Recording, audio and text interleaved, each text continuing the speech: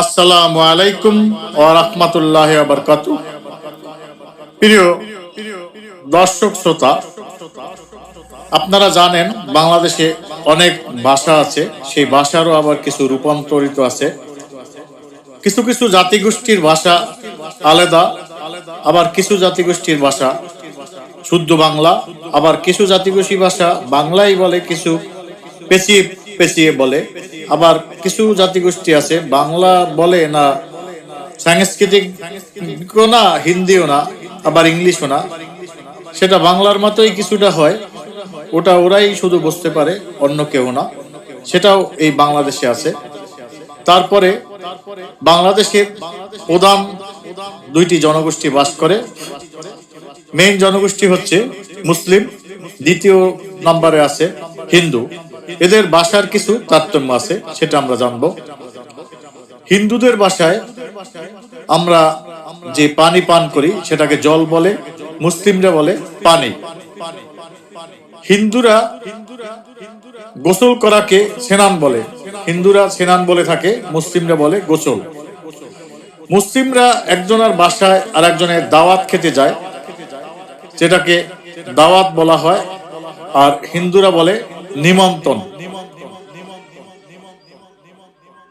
মুসলিমরা আসমান বলে থাকে, আসমান জমিন, জমিন মানে নিচে মাটি, আসমান মানে উপরে। হিন্দুরা সেটাকে আকাশ বলে থাকে। মুসলিমরা আল্লাহ রাব্বুল আলামিনের রহমত বর্ষিত হোক, সেই রহমতকে হিন্দুরা বলে কৃপা, কৃপা করুক। মুসলিমরা একজন আরেকজনকে দোয়া করে, হিন্দুরা সেটাকে আশীর্বাদ বলে। হিন্দুদের আশীর্বাদ হচ্ছে মুসলিমদের দোয়া, বা মুসলিমদের দোয়া হিন্দুদের আশীর্বাদ।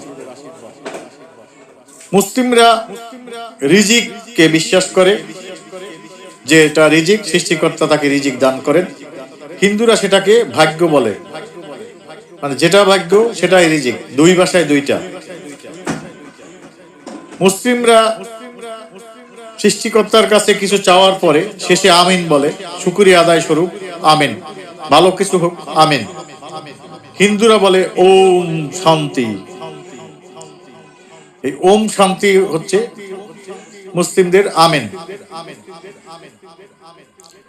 মুসলিমরা জায়গা জমিকে জমিন বলে, হিন্দুরা বলে ভূমি। কোনো কিছুর ভালো কিছু পেলে সেটা আমরা মুসলিমরা শুকরিয়া আদায় করি, যে শুকরিয়া শুকরিয়া পেয়েছি, একটা জিনিস পেলে বলি শুকরিয়া। হিন্দুরা বলে সন্তুষ্ট, সন্তুষ্ট হয়েছ তো, সন্তুষ্ট। মুসলিমরা কোনো কিছু কাজ করার আগে সৃষ্টিকর্তার নাম নিয়ে শুরু করেন, সেটা বিসমিল্লাহ বলেন। খাওয়ার আগে বিসমিল্লাহ, কোনো কাজ ধরার আগে বিসমিল্লাহ।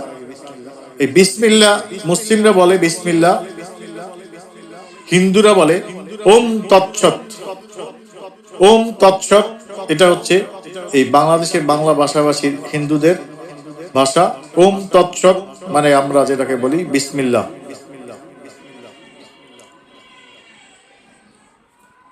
তারপরে কোনো কিছু শুকরিয়া শরীফ আমরা আলহামদুলিল্লাহ বলে থাকি, যে তোমাকে আমি যতটুকু দিয়েছি তুমি সন্তুষ্ট, আলহামদুলিল্লাহ। বা কোনো কিছু ভালোর জন্য আমরা আলহামদুলিল্লাহ বলি। হিন্দুরা বলে ভগবানের অপার মহিমা, ভগবানের অপার মহিমা, সেটা হিন্দুরা বলে থাকে, আমরা বলি আলহামদুলিল্লাহ। তো ওরা হিন্দুরা সৃষ্টিকর্তাকে ভগবান বলে, আমরা বলি আল্লাহ।